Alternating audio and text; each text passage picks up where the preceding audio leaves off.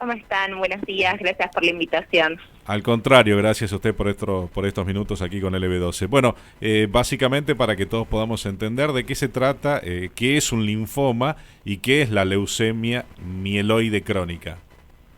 Bueno, vamos a empezar con el linfoma, son enfermedades completamente distintas, así que vamos una por una. Bien. El linfoma es una enfermedad maligna que surge a partir de los linfocitos, que son células que nosotros tenemos normalmente en nuestra sangre y nos defienden frente a infecciones.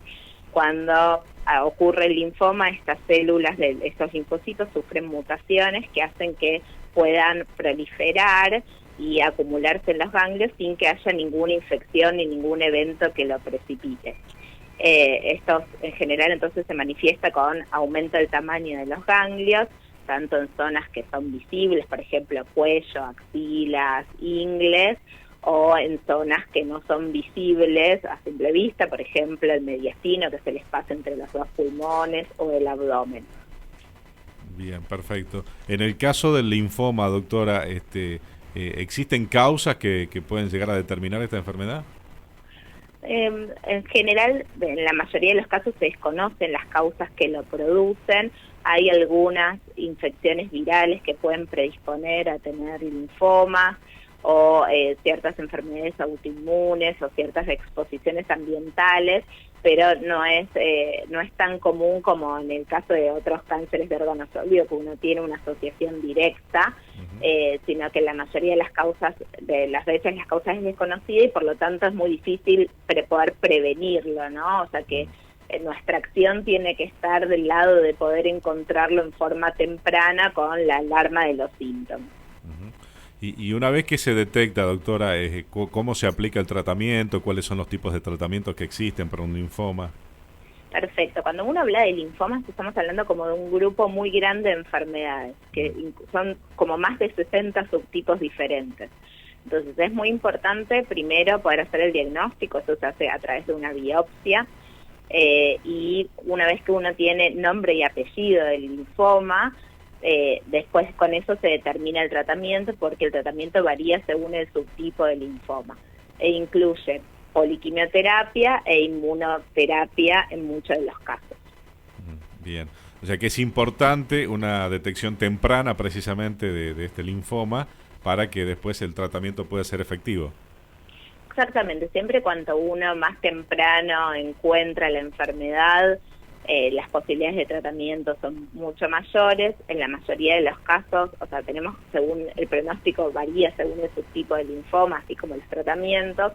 Hay linfomas que son de excelente pronóstico y que podemos curar en la mayoría de los casos, como más del 80%, como ser el linfoma de Hodgkin, y hay otros linfomas en los que el pronóstico es un poquito peor, pero igual, aún así, en la mayoría de los casos de las linfomas que son curables, podemos curar entre un 50 y un 60% de los pacientes, y después hay otros linfomas que no son curables, pero que lo que uno hace con el tratamiento es volver el linfoma atrás, o sea, es lograr lo que llamamos remisión, que es desaparición del linfoma, pero sabemos que tiende a volver con el tiempo. Eso depende de cada subtipo de linfoma. Y los linfomas indolentes, dentro del cual el más común es el linfoma folicular, tienen esta característica de patrones de que el linfoma se va y vuelve con el tiempo, y linfomas agresivos, por ejemplo el difuso de células grandes B, que es el más común de todos los linfomas, son de los linfomas que podemos curar con el tratamiento, o sea que logramos que se vaya y no necesariamente vuelve con el tiempo.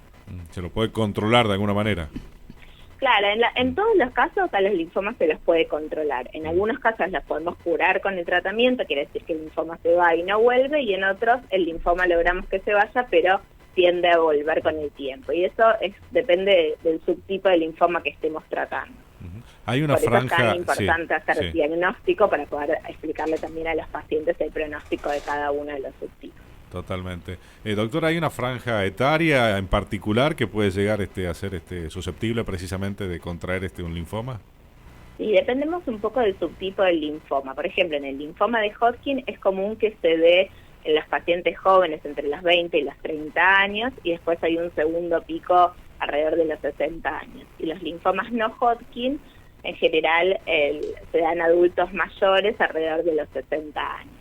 Doctora, y en esto que consultaba mi compañero, de si hay alguna franja etaria, si tienen otras enfermedades, ¿también podrían desarrollar linfoma o no tiene nada que ver? Y después, si en hombres y mujeres se presenta de la misma forma.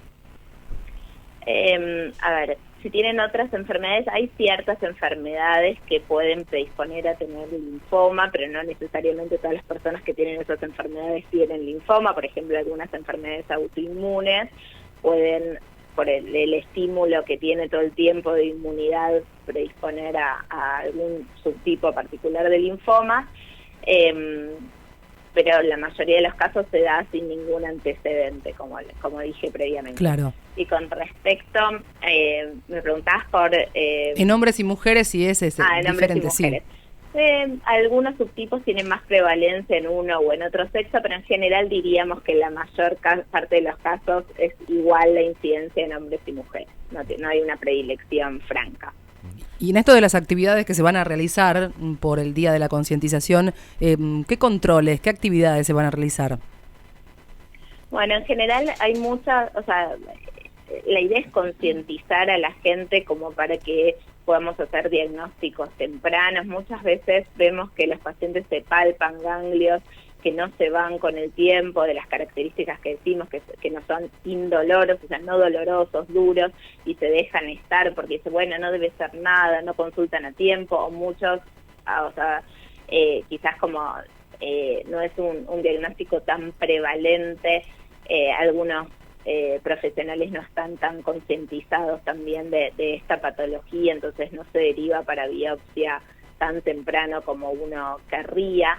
Entonces la idea es esto, es participar de entrevistas, hay publicaciones en diarios como para hacer una concientización mayor de la patología, y también hay hay actividades de grupos de pacientes como de Linfomas Argentina, y también hay por parte de ciertos municipios en distintas ciudades y provincias que el color